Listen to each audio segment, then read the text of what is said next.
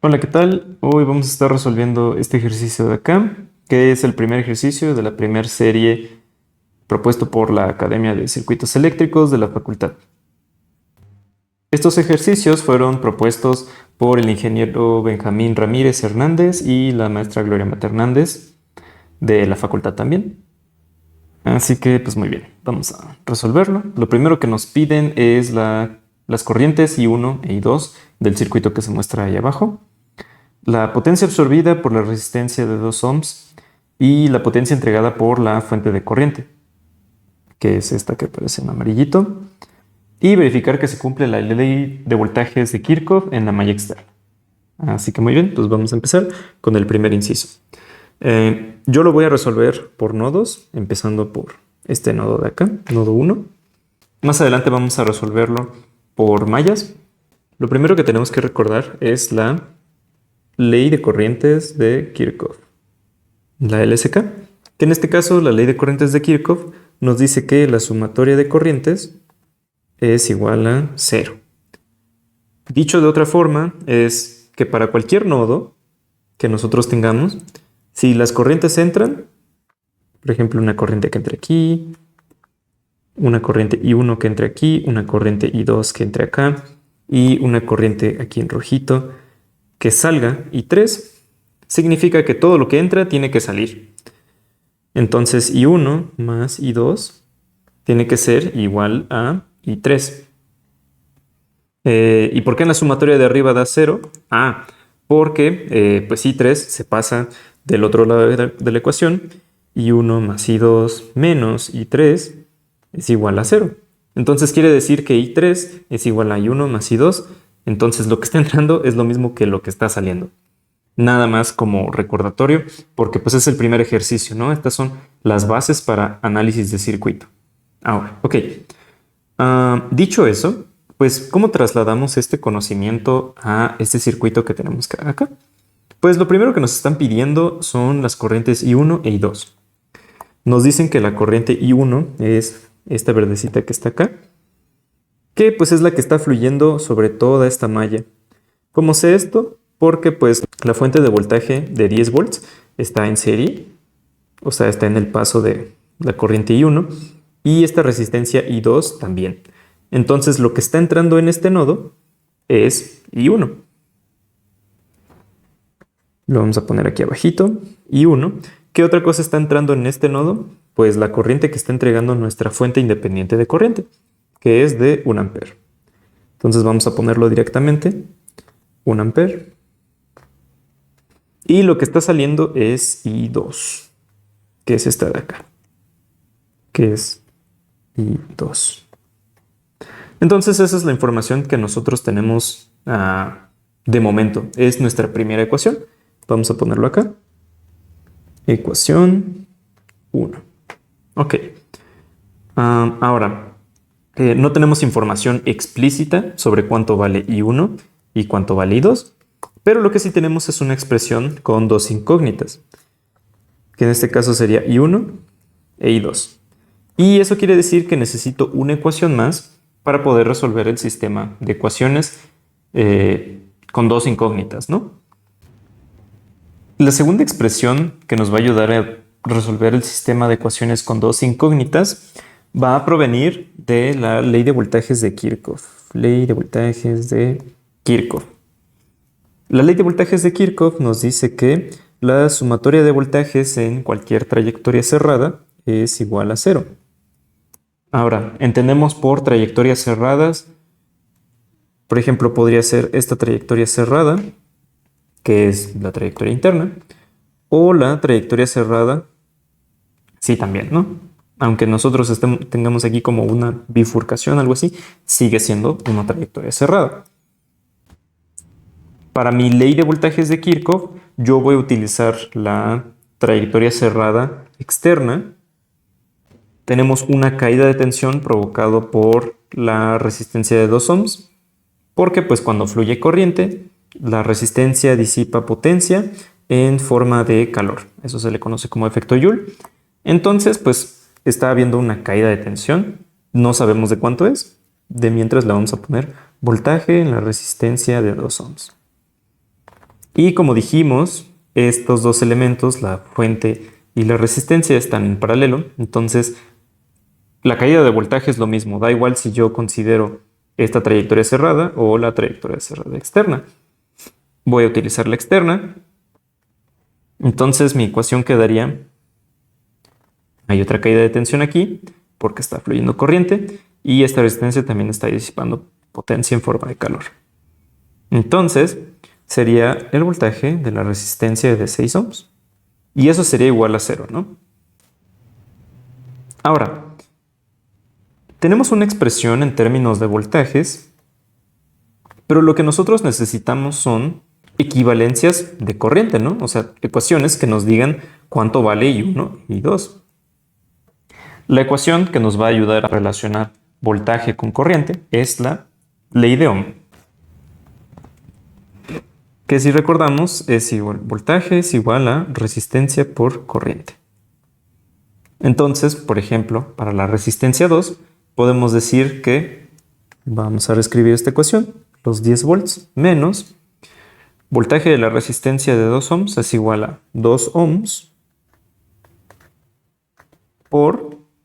¿Cuánta corriente está pasando por resistencia de 2 ohms? Pues dijimos que era I1, ¿no? Entonces es I1 menos el voltaje en la resistencia de 6 ohms. Volvemos a lo mismo, ¿no? Son voltajes igual a resistencia por corriente. Las resistencias son 6 ohms. Y la corriente es I2 por I2. Y eso es igual a 0. Muy bien, tenemos una ecuación, que es la ecuación 1, y tenemos una ecuación 2, que también tenemos las incógnitas I1 e I2. Pero ya tenemos un sistema de ecuaciones en términos de I1 e I2. Voy a despejar de la ecuación 2 la corriente I2 para después sustituirla en la ecuación 1.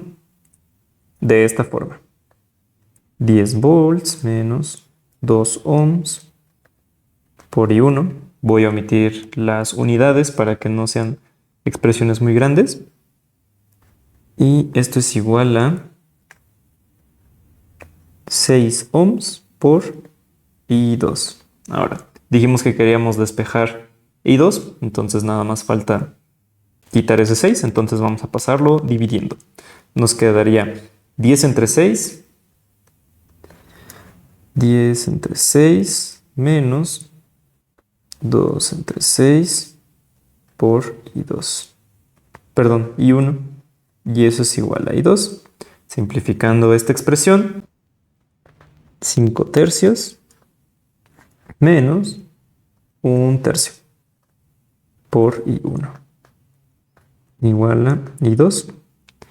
Y aquí tengo una expresión de I2 que ya puedo sustituir en mi ecuación 1, que es la que tengo aquí arriba. Entonces la sustituimos. I1 más 1 ampere es igual a I2. Y recordemos que I2 son 5 tercios menos 1 tercio. I1. Y ya, ¿no? Tenemos 2 I1s. Entonces, pues podemos simplificar esta expresión, ¿no?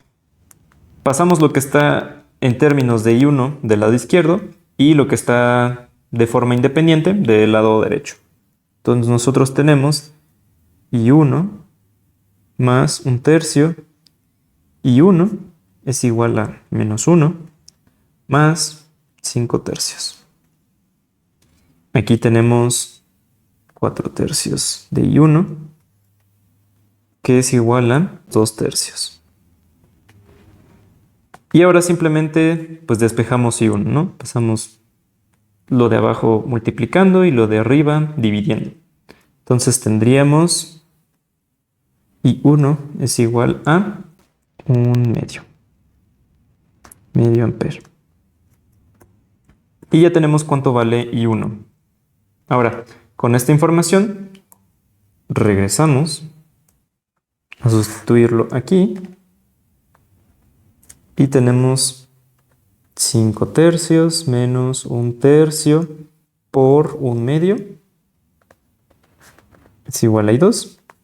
10 sextos menos un sexto sería igual a I2. Por lo tanto, 9 sextos es igual a I2. Ah, pero podemos simplificarlo todavía más. Sería 3 medios igual a I2. Y ya tenemos I1 e I2. De esta forma. Ya tenemos el primer inciso. Ahora, vamos con el segundo inciso, que nos pide la potencia absorbida por la resistencia de 2 ohms y la potencia entregada por la fuente de corriente. Recordemos que la ecuación de potencia es potencia igual a voltaje por corriente. Entonces, vamos a necesitar el voltaje de la resistencia de 2 ohms y la corriente que está fluyendo por ella. La corriente que está fluyendo por ella ya la conocemos. Potencia en la resistencia de 2 ohms es igual al voltaje, que no lo conocemos. Resistencia de 2 ohms por la corriente que está fluyendo, que en este caso es I1. Ahora, vamos a aplicar nuevamente ley de Ohm. Podemos saber que el voltaje en la resistencia de 2 ohms es igual a corriente por resistencia. Que en este caso la corriente sigue siendo I1 y la resistencia sigue siendo 2 ohms. Entonces nos quedaría I1 por la resistencia de 2 ohms, que pues es 2 ohms. Y si recordamos cuánto vale I1, aquí arribita es un medio. Un medio al cuadrado por 2. 2 ohms, que en este caso es un cuarto, por 2. Finalmente podemos decir que la potencia disipada en la resistencia de 2 ohms es igual a un medio de watt. Y aquí tenemos el resultado de la potencia disipada.